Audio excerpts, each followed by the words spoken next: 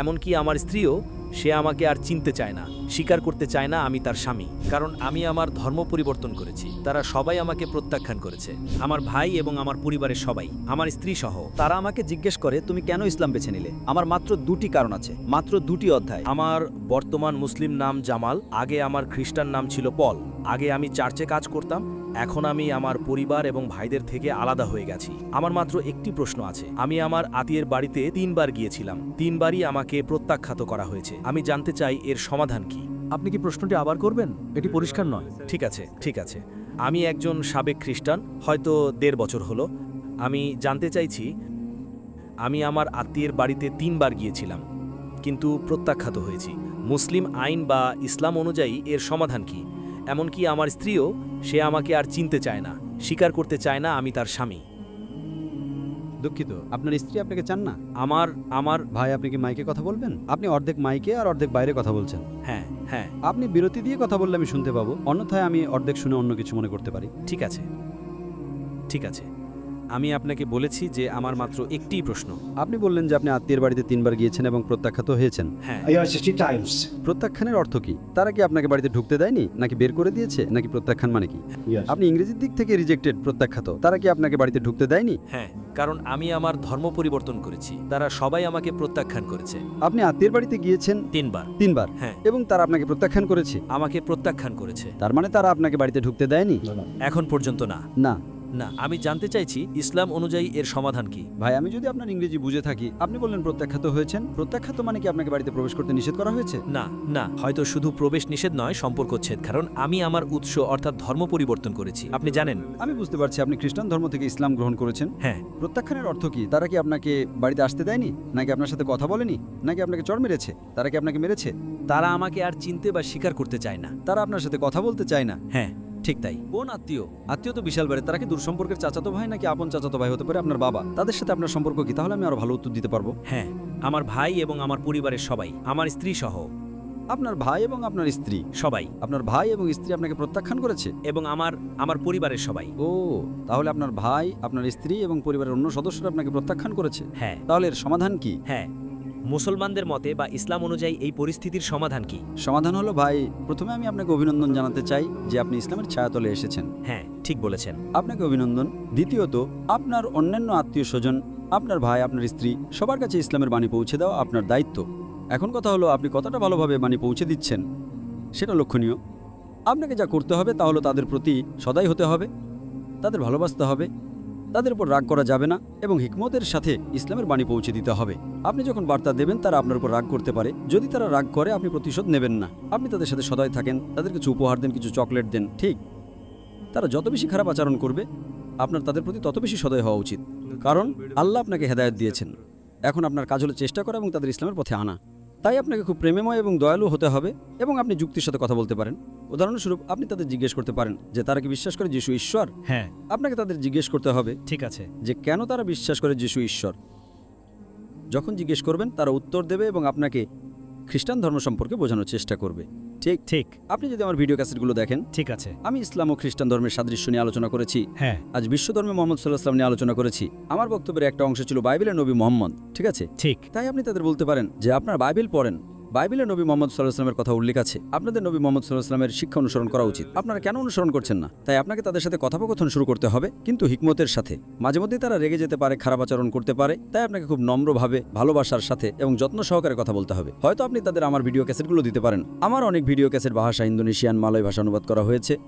যদি তারা ইংরেজি জানে তাহলে ভালো, না জানলে ভাষা অনুবাদের ক্যাসেট দিতে পারেন। ইসলাম ও খ্রিস্টান ধর্মের সাদৃশ্য, বাইবেলে নবী মোহাম্মদ, প্রধান ধর্ম ঈশ্বরের ধারণা, ইসলাম সম্পর্কে ভুল ধারণা, এই ক্যাসেটগুলো আপনি যদি এগুলো দেন এবং তারা যদি খারাপ ব্যবহারও করে, তবুও আপনাকে তাদের প্রতি সদয় থাকতে হবে, তাদের ভালোবাসতে হবে। আপনি মোটেও পাপী হবেন না। যতক্ষণ আপনি বার্তা পৌঁছে দিচ্ছেন, তারা গ্রহণ করুক বা না করুক সেটা আপনার হাতে নেই। কিন্তু আপনি চেষ্টা করার জন্য যদি আপনার সর্বাত্মক চেষ্টা করেন, আপনি সওয়াব পাবেন। আশা করি উত্তর পেয়েছেন। আপনি আপনার বরকত পাবেন। বরকত পাবো। ঠিক আছে, ধন্যবাদ। আপনাকেও স্বাগতম। তো তারা আমাকে জিজ্ঞেস করে তুমি কেন ইসলাম বেছে নিলে। আমার মাত্র দুটি কারণ আছে, মাত্র দুটি অধ্যায়, জন 17:3 এবং মার্ক 12:29। আমার মনে হয় আপনি প্রথমটি জানেন। হ্যাঁ, ভালো। হ্যাঁ, ভালো। আপনি তাদের সাথে সে বিষয়ে বলেছেন? যিশু বলেছেন আমাদের অবশ্যই একমাত্র ঈশ্বরের উপাসনা এবং বিশ্বাস করতে হবে। সঠিক, এটাই আমার কারণ। এটাই আমার কারণ। হ্যাঁ। Allah, la ilaha illallah. মাশাআল্লাহ। তো তারা কি উত্তর দিল? তারা উত্তর দিল, না, আমরা ভিন্ন ধর্ম নিয়ে এক বাড়িতে থাকতে পারবো না, তাই আমি সেখান থেকে চলে এসেছি। ইনশাআল্লাহ, কিন্তু তাদের সাথে যোগাযোগ রাখা উচিত। আপনি বাড়ি ছেড়ে আসতে পারেন, সমস্যা নেই। হ্যাঁ, আপনি বাড়ি ছেড়ে আসতে পারেন, সমস্যা নেই, কিন্তু তাদের সাথে যোগাযোগ রাখেন, রাগ করবেন না। ইনশাআল্লাহ আল্লাহ একসময় তাদের মন নরম করে দেবেন। তাই যতক্ষণ আপনি তাদের সাথে কথা বলবেন, সাহিত্য দিতে থাকবেন, বই দিতে থাকবেন, আপনার সর্বাত্মক চেষ্টা করুন। তারপর বিষয়টি আল্লাহর হাতে ছেড়েবেন, তবে হাল ছাড়বেন না। ঠিক আছে, ধন্যবাদ। ঠিক আছে, আপনাকেও স্বাগতম। জাযাকাল্লাহু খায়রান।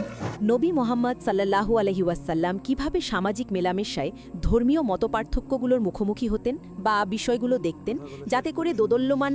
বোন, সামাজিক মেলামেশার ব্যাপারে একটু ধীরে বলুন। ও হ্যাঁ, ধর্মের পার্থক্য এবং ঠিক আছে, সামাজিক মেলামেশায় পার্থক্য।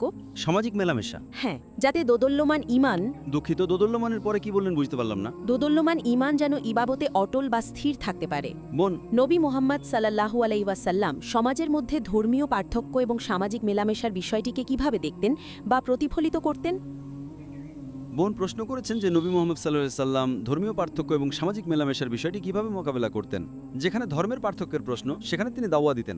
আমার পুরো আলোচনায় এর উপর ভিত্তি করে যে তিনি দাওয়া দিতেন। যদি কোনো ব্যক্তি অমুসলিম হতেন, তিনি তাকে ইসলাম সম্পর্কে বোঝানোর চেষ্টা করতেন এবং অন্যান্য দিক নিয়ে কথা বলতেন। যেখানে সামাজিক পার্থক্যের বিষয় আসতো, যেমন কেউ ধনী বা কেউ গরিব, সেখানেও তিনি পুনরায় ইসলামের শিক্ষা দিতেন। যেমন যদি আপনি ধনী হন, তবে আপনাকে জাকাত দিতে হবে। আপনি যদি বিশ্লেষণ করেন, যদি আপনি নবীর সিরাত পড়েন, দেখবেন মানুষ তাকে ভালোবাসত। যখনই কোনো গরিব মানুষের কোনো সমস্যা হতো কিংবা ধনী মানুষেরও, তিনি সেই সমস্যার সমাধান করতেন। মানুষ যদি খাবার চাইতো, তিনি তাদের খাবার দিতেন। মানুষ যদি সাহায্য চাইতো, তিনি তাদের সাহায্য করতেন। সাহায্য প্রার্থী কাউকেই তিনি কখনো খালি হাতে ফিরিয়ে দেননি। এমনকি শত্রুরাও যখন তার কাছে আসতো, তিনি তাদের সাহায্য করতেন। তাই যখন তিনি অমুসলিমদের সাথে দেখা করতেন, তিনি দাওয়া দিতেন। যখন তিনি খ্রিস্টানদের সাথে দেখা করতেন, সম্ভবত নাজরানের খ্রিস্টানদের ঘটনার প্রতি নিয়ত করা হয়েছে, তখন কোরআনের আয়াত নাজিল হয়েছিল। আপনি যদি কোরআন জানেন, দেখবেন কোরআনের অনেক আয়াত নাজিল হয়েছে যখন নবী অমুসলিমদের সাথে কথা বলছিলেন। তাহলে নবী কিভাবে মেলামেশা করতেন? আপনি কোরআন পড়ুন এবং হাদিস পড়ুন, আপনি বিভিন্ন উপায় দেখতে পাবেন। তিনি মুসলিম এবং অমুসলিম উভয়কেই সাহায্য করতেন। তাই মানুষ তাকে ভালোবাসত। তাদের অনেকেই শুধুমাত্র মুহাম্মদ সাল্লাল্লাহু আলাইহি সাল্লামের স্বভাব চরিত্রের কারণে ইসলাম গ্রহণ করেছিল।